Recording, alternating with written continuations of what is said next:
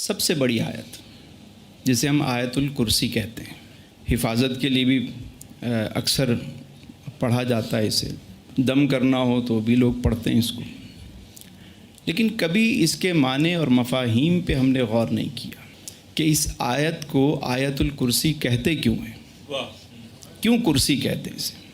آقا کریم علیہ السلام نے ایک مرتبہ جناب ابی بن کعب رضی اللہ تعالیٰ عنہ سے پوچھا۔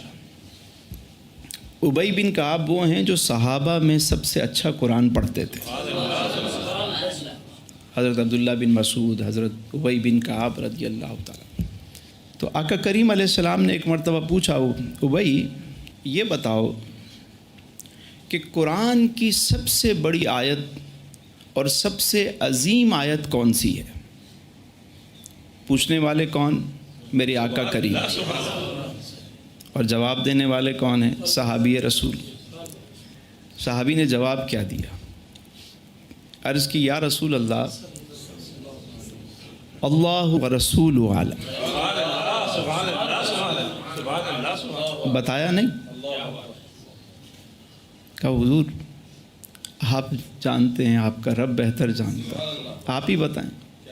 اچھا، صحابہ ادب میں یہ بات کہتے تھے، کچھ معلوم بھی ہوتا جب حضور پوچھتے تو وہ کہتے اللہ اور اس کا رسول بہتر جانتا ہے، تاکہ حضور اس کے کچھ اور راز بھی ہمیں بتائیں۔ یہ ادب تھا صحابہ، اور ادب سیکھنا ہو تو صحابہ سے سیکھو۔ آپ علیہ السلام وضو فرماتے تو پانی کا ایک قطرہ نیچے نہیں جانے دیتے، لیتے اور اپنے چہرے پر، آنکھوں پر، سر پر مل لیتے، اور ہوتا وہ کہتا یہ تو مستعمل پانی ہے، تو وضو کا استعمال کیا وہ صحابی تھے۔ کون تھے؟ صحابی۔ ادب سیکھنا ہو تو صحابہ سے سیکھو۔ میرے حضور نے جب دوبارہ پوچھا تو ابی بن کعب سمجھ گئے کہ حضور کچھ پوچھنا چاہ رہے ہیں، تو جب دوبارہ حضور پوچھتے تو صحابہ پھر بتاتے اگر انہیں معلوم ہوتا۔ آپ علیہ السلام نے پوچھا سب سے بڑی آیت اور عظیم آیت کون سی ہے؟ وزنی آیت۔ تو عرض کی حضور آیت الکرسی۔ تو میرے آقا کریم علیہ السلام نے ان کی اس بات کی تائید فرمائی، یعنی حضور نے فرمایا ایسا ہی ہے۔ اور یہ قرآن کی جو سب سے بڑی سورت ہے وہ ہے سورہ بقرہ، اور سورہ بقرہ کا جو دل ہے وہ آیت الکرسی ہے۔ سبحان اللہ۔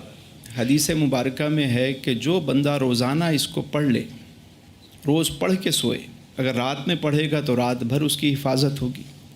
ہر نماز کے بعد اگر کوئی پڑھے، عادی ہو کہ نماز کے بعد آیت الکرسی پڑھتا ہو، اس آیت کو پڑھتا ہو، تو اس کے اور جنت کے درمیان صرف موت حائل ہے، یعنی ادھر اس کا انتقال ہوا اور ادھر وہ داخل جنت ہوا۔ ایسی آیت۔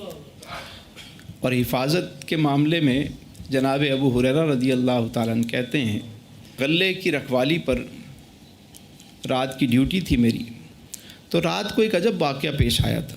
ایک شخص آیا اور وہ غلہ بھرنے لگا، تو آپ نے اس کو پکڑ لیا۔ اس نے کہا کہ میں غریب آدمی ہوں، اور مطلب اس نے واسطے دیے، اور پھر کہا میں تمہیں ایک ایسا تحفہ دیتا ہوں جو تمہارے کام آئے گا۔ اور میں وہ کیا؟ کہا دیکھو مجھے ایک ایسی آیت کے بارے میں پتہ ہے کہ اگر کوئی رات کو پڑھ لے تو رات بھر اس کی حفاظت ہوگی، فرشتے مقرر ہو جائیں گے حفاظت پر، اور مال کے اوپر کوئی پڑھ لے تو مال کی حفاظت ہوگی۔ اور اس نے اپنی بات چیت کی، آپ نے چھوڑ دیا اس کو۔ تو جب صبح حضور کی بارگاہ میں جناب ابو ہریرہ آئے تو حضور نے ان کو دیکھتے ہی فرمایا، ابو ہریرہ تمہارے رات والے قیدی کا کیا ہوا؟ کہ حضور کا علم بھی تو دیکھیے نا، اللہ نے اپنے محبوب کو عطا فرمایا، اور کوئی غیب کیا تم سے نہاں ہو بھلا، جب نہ خدا ہی چھپا تم پہ کروڑوں دل۔ ابو ہریرہ رات والے قیدی کا کیا ہوا؟ یعنی حضور اس شخص نے ایسی بات کی مجھ سے، اور اس نے مجھے ایسی بات بتائی کہ تم اس آیت کو پڑھ لو تو رات بھر حفاظت ہوگی۔ سرکار نے فرمایا ابو ہریرہ ہے جھوٹا، بات سچی کر گیا، ہے جھوٹا، بات سچی کر گیا۔ پھر پوچھا ابو ہریرہ جانتے ہو رات کو کون آیا تھا تمہارے پاس؟ کہنے حضور اللہ بہتر جانتا ہے، اس کے رسول بہتر جانتے۔ فرمایا وہ شیطان تھا، اور بات کام کی بتا کے چلا گیا۔ تو یہ بات ذہن میں رہے کہ اس آیت مبارکہ کی بڑی برکتیں۔ اچھا، اب چونکہ پڑھا جاتا ہے، اسے کثرت سے لوگ پڑھتے ہیں آیت الکرسی کو، لیکن اس کے بارے میں نہیں پتہ کہ یہ ہے کیا۔ تو آج ہم اسے سنتے ہیں اور تھوڑا سا سمجھنے کی کوشش کرتے ہیں۔ بسم اللہ الرحمن الرحیم۔ فرمایا اللہ لا الہ الا ہو، اللہ تعالیٰ ہی معبود برحق ہے، جس کے سوا کوئی معبود نہیں۔ لا الہ الا ہو، اس کے سوا کوئی معبود نہیں۔ اللہ جو ہے وہ اس میں ذات ہے، رب کا ذاتی جو ایک نام ہوتا ہے وہ ہے اللہ۔ باقی صفاتی نام تو ہم سنتے ہیں، رؤوف ہے، رحیم ہے، حیو ہے، قیوم ہے، لیکن جو نام ہے، اسم ہے اللہ، یہ اللہ کا اسم ذات کہلاتا ہے۔ اور یہ قرآن کریم میں 2701 مرتبہ 2701 مرتبہ یہ اسم ذات بیان ہوا۔ دیکھیے، اللہ کے سوا کوئی عبادت کے لائق نہیں۔ فرمایا الحی القیوم، جو زندہ ہے اور سب کو تھامنے والا ہے، وہ حی بھی ہے اور قیوم بھی ہے۔ حی کہتے ہیں زندہ کو، ہمارا رب جو ہے وہ زندہ ہے۔ اچھا، ذہن میں یہ سوال پیدا ہوتا ہے کہ رب زندہ ہے، بھئی ہم بھی تو زندہ ہیں، ہم بھی زندہ ہیں، رب بھی زندہ ہے، فرق کیا ہے؟ ہم زندہ ہیں رب کی عطا سے، ہماری زندگی کیا ہے؟ اس کی عطا ہے، اس کا فضل ہے، اس نے یہ زندگی ہمیں بخشی۔ اور رب زندہ ہے، وہ ہمیشہ سے ہے، ابدی ہے اور ہمیشہ رہے گا۔ اور قیوم کا مطلب قائم کرنے والا، قائم رہنے والا، وہ دائم اور قائم ہے، ہمیشہ سے ہے، سب کو جتنی چیزیں ہیں سب کو تھامنے والا وہی ہے۔ الحی القیوم، یہ اس کی صفات ہیں۔ پھر فرمایا لا تأخذہ سینۃ ولا نوم، جسے نہ اونگ آتی ہے اور نہ نیند آتی ہے۔ سینۃ کا مطلب اونگنا، غفلت کی جو ابتدا ہے وہ اونگنا ہے، اور غفلت کی انتہا جو ہے وہ نیند ہے۔ ابتدا کیا ہوتی ہے غفلت کی؟ گاڑی چلاتے ہوئے کوئی اونگنا شروع کر دے تو کیا ہوگا؟ مطلب سمجھو پہلے اونگ آئے گی اور پھر وہ اپنا نقصان بھی کرے گا۔ بہت سارے لوگ ایسے ہوتے ہیں جو سوتے نہیں ہیں، وہ بہت کم سوتا ہے لیکن اونگتے ضرور ہیں۔ لیکن رب ہمارا وہ ہے کہ جو نہ اونگتا ہے اور نہ سوتا ہے۔ اگر رب سو گیا تو نظام کائنات کیسے چلے گا؟ اس میں ایک بہت باریک نکتہ ہے سمجھنے کا، اور وہ یہ، رب کو تو نہ اونگ ہے نہ نیند ہے، وہ تو پکارنے والے کی پکار کو سن رہا ہے۔ کیا ہمارے پاس اتنا وقت ہے کہ ہم وقت نکال کر اسے پکاریں؟ رب تو جاگ رہا ہے، وہ تو سن رہا ہے، اسے نہ اونگ آتی ہے نہ نیند آتی ہے ہمارے پاس وقت ہے بات سنانے کا، فریاد سنانے کا۔ فرمایا لہو ما فی السماوات و ما فی الارض، یعنی اس کی ملکیت میں زمین و آسمان کے تمام خزانے۔ ہمارے ہاں کیا ہوتا ہے کہ اگر کسی کا گھر ہے، اور سم ٹائم یہ ہوتا ہے کہ اس نے کسی اور کو دیا ہوا ہے، سامان کسی کا ہے اور گھر کسی کا ہے، دکان کسی کی ہے اور مال کسی کا ہے، ہوتا ہے نا۔ لیکن رب تعالیٰ ہمارا رب وہ ہے کہ صرف زمین و آسمان ہی نہیں، زمین و آسمان میں جو کچھ ہے سب اسی کا ہے۔ بے شک بے شک۔ ہمارے بابا جی بڑی پیاری بات کہتے تھے سہیل بھائی، وہ کہتے تھے کہ زمین و آسمان میں جو کچھ ہے سب اسی کا ہے۔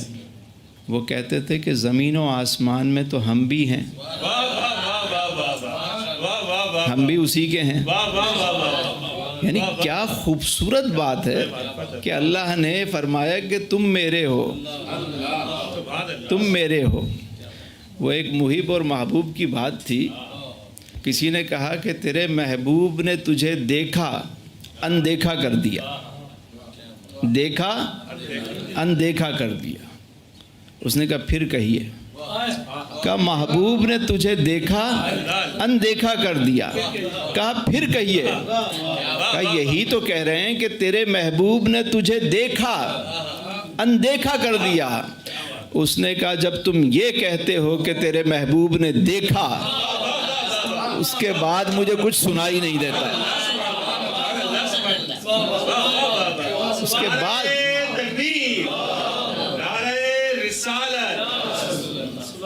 بھائی زمین و آسمان میں جو کچھ ہے سب تو ہم کس کے ہیں؟ اسی کی طرف جانا ہے۔ بابا جی کہتے تھے اللہ نے تو فرما دیا کہ زمین و آسمان میں جو کچھ ہے سب میرا ہے، کبھی اے بندے تو بھی تو کہے کہ میرے مالک میرا جو کچھ ہے وہ سب تیرا ہے۔ کبھی تو بھی تو یہ بات کر کہ جو کچھ میرا ہے میرے مالک۔ حقیقت تو یہی ہے۔ کیا ہم کبھی اعلان کرتے ہیں؟ سبحان اللہ سبحان اللہ۔ ہم تو کہتے ہیں یہ میرا ہے، یہ میرا ہے، یہ میرا ہے، یہ میرا ہے۔ تو کبھی یہ ایک دفعہ یہ نعرہ لگے کہ میرے مالک میں بھی تیرا، میرا سب کچھ تیرا، سب تیرا ہے، جو میرا ہے وہ تیرا ہے۔ پھر فرمائے من ذا الذی یشفع عندہ الا باذنہ، کون ہے جو اس کی اجازت کے بغیر اس کے سامنے شفاعت کر سکے؟ کون ہے؟ کوئی نہیں۔ اللہ کی اجازت کے بغیر تو کوئی شفاعت نہیں کرے۔ اور اس میں ہمارا عقیدہ بھی بیان ہو رہا ہے، واہ واہ واہ واہ، اس میں ہم اہل سنت کا عقیدہ بھی بیان ہو رہا ہے۔ وہ کیا کہ اللہ فرما رہا ہے کون ہے جو اس کے اذن کے بغیر، اس کی پرمیشن کے بغیر کوئی یہ شفاعت کر سکے؟ کوئی بھی نہیں ہے۔ ہمارا تو عقیدہ یہ ہے کہ میرے رب نے اپنے محبوب کو فرمایا والا سوف یعطیک ربک فترضی، محبوب ان قریب ہم آپ کو اتنا عطا کریں گے کہ آپ راضی ہو جائیں گے۔ محبوب کے لیے، اپنے حبیب کے لیے مقام محمود رکھا قیامت کے دن۔ وہ مقام محمود ہی در حقیقت مقام شفاعت ہے۔ حضور فرماتے ہیں کہ میں اس دن اپنے رب کی ایسی حمد کروں گا کہ جن و انس میں کسی نے اس سے پہلے ایسی حمد نہیں کی ہوگی۔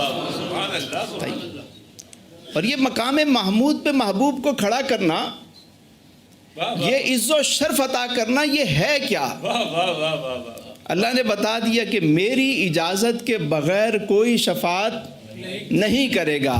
اور ہمارا عقیدہ یہی ہے کہ اللہ نے یہ اذن اپنے محبوب کو عطا فرمایا ہے۔ حضور ہمارے شفیع ہیں، حضور ہمارے شفیع ہیں، شفاعت کا دروازہ ہی حضور کھولیں گے۔ اور یہ سارا جو منظر ہے قیامت کا کہ لوگ آدم علیہ السلام کے پاس، تو ابراہیم علیہ السلام کے پاس، تو حضرت موسیٰ علیہ السلام کے پاس کہیں گے آپ تو آدم علیہ السلام سے کہیں گے آپ صفی اللہ ہیں، آپ شفاعت کیجئے۔ ابراہیم سے علیہ السلام سے کہیں گے آپ خلیل اللہ ہیں۔ وہ کہیں گے اذهبوا الی غیری، آج کہیں اور جاؤ۔ جب لوگ جناب عیسیٰ علیہ السلام کے پاس آئیں گے تو آپ میرے حضور کا پتہ بتائیں گے۔ تو یہ ڈائریکٹلی کیوں نہیں چلے گئے حضور کے پاس؟ وجہ کیا ہے؟ میدان محشر بپا ہے، وجہ کیا ہے؟ فقط اتنا سبب ہے،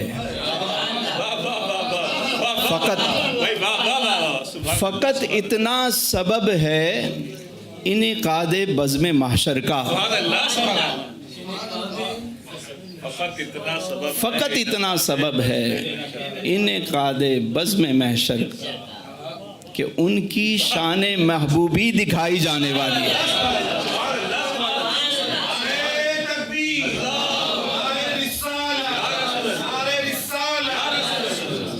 اب بہت سارے لوگ توحید بیان کرتے کرتے پتہ نہیں انہیں کیا ہو جاتا ہے، وہ شان رسالت میں تنقید شروع کر دیتے ہیں۔ مطلب کیسی بات ہے یہ؟ بھائی آپ توحید بیان کر رہے ہیں، آپ کریں، ساری زندگی کریں۔ مطلب یہ تو نہیں ہوگا نا کہ کوئی کہے کہ سمجھانے کے لیے کہہ رہا ہوں کہ باپ کی تعریف کے لیے ماں کی برائی کرنا تو ضروری نہیں ہے۔ آپ ساری زندگی والد کی تعریف کریں، کوئی فرق نہیں پڑے گا۔ ساری زندگی والدہ کی تعریف کریں، کوئی فرق نہیں پڑے گا۔ لیکن یہ عجب نظام ہے ہمارے یہاں، توحید بیان کرتے کرتے شان رسالت میں تنقید شروع کر دیتے ہیں۔ تو یہ اذن شفاعت حضور ہی کو تو عطا ہوا ہے، اللہ نے عطا کیا ہے۔ مزید فرمایا رب تعالیٰ نے، یعلم ما بین ایدیہم وما خلفہم، ما قبل اور ما بعد کا سارا علم اللہ کے پاس ہے۔ ہمارا علم کیا ہے؟ ہم کتنا جانتے ہیں؟ ہمیں کتنی نالج ہوگی؟ اپنے خاندان کے بارے میں کتنا جانتے ہیں؟ دادا پردادا کے آگے ہم خاموش ہو جاتے ہیں۔ ہمیں تو نہیں پتہ کتنے لوگ آئے یا کتنے آئیں گے، سب جانتا ہے۔ ما قبل اور ما بعد سب اس کے علم میں ہے، وہ علیم و خبیر ہے، وہ سب جاننے والا ہے۔ پھر فرمایا وَلَا يُحِيطُونَ بِشَيْءٍ مِّنْ عِلْمِهِ إِلَّا بِمَا شَاءَ، اور وہ اس کے علم میں سے کسی چیز کا احاطہ نہیں کر سکتے مگر وہ جتنا چاہے۔ کہیے سبحان اللہ۔ یعنی کوئی مخلوق میں اس کے علم کا احاطہ نہیں کر سکتا۔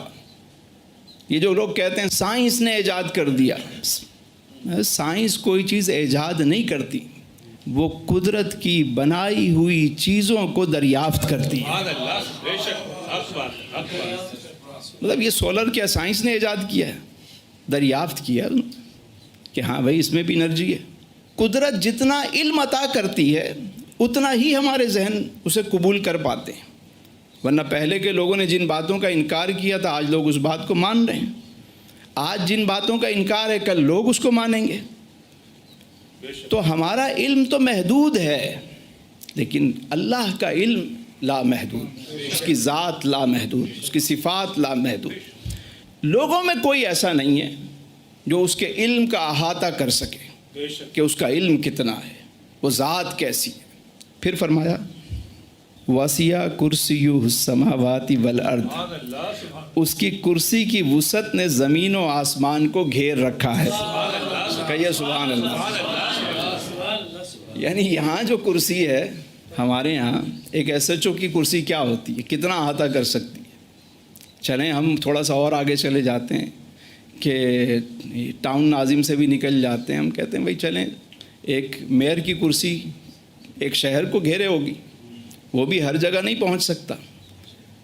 ایک جو سی ایم ہے اس کی کرسی کیا ہوگی، پی ایم کی کرسی کیا ہوگی، کتنا احاطہ کر سکتی ہے؟ بھائی ٹرمپ کی کرسی کتنا احاطہ کر سکتی ہے؟ سوال ہے کتنا کچھ۔ ایک محدود خطہ، اور یہ خطے بھی بعد میں بنے، لکیریں بھی بعد میں بنی۔ اللہ تبارک و تعالیٰ کی کرسی، اس کی جو حکومت ہے، اس کی جو طاقت و قدرت ہے، اس نے ہر چیز کو گھیر رکھا۔ کوئی چیز ایسی نہیں جو اس کی نظروں سے اوجھل ہو، اس کی قدرت سے اوجھل ہو۔ یہ فرشتے بھی ہمارے ساتھ ہیں، اس کے علاوہ قدرت خود، اس کی طاقت ایسی ہے کہ اس کا علم ایسا ہے جو احاطہ کیے ہوئے پوری کائنات کا۔ فرمایا وسیع کرسیہ السماوات والارض، اس کی کرسی کی وسعت نے زمین و آسمان کو گھیر رکھا ہے۔ ایسی طاقت ہے، ایسی قدرت ہے، ایسا علم ہے رب کا کہ ہر چیز کو گھیرے ہوئے۔ تو اسی کی پناہ میں نہ آئے بندہ، سوچیں تو صحیح۔ ہمارا تو کوئی یار ہو جائے، کوئی ایس ایچ او، کوئی فلاں، ان کا یہ جو باتیں چل رہی ہوتی ہیں، یہ خود کتنے دن رہتے ہیں، ان کے پیچھے بھی پوری ایک ہسٹری لگی ہوتی ہے کہ اس سے پہلے یہ آئے، اس سے پہلے یہ آئے، اس سے کون تا حیات رہتا ہے یہاں پہ؟ کبھی کوئی رہتا ہے؟